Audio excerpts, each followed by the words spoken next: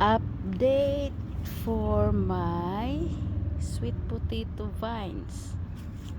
It's time to harvest again. Look at my ampalaya. O, diba? Ang taas na niya.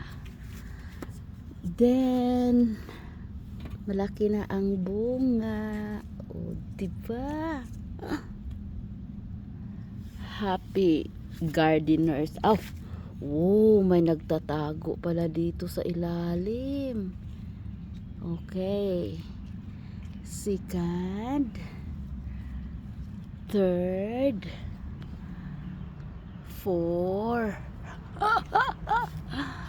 five, six. So far, sa nakikita ko, 6 ang bunga except this very small one here.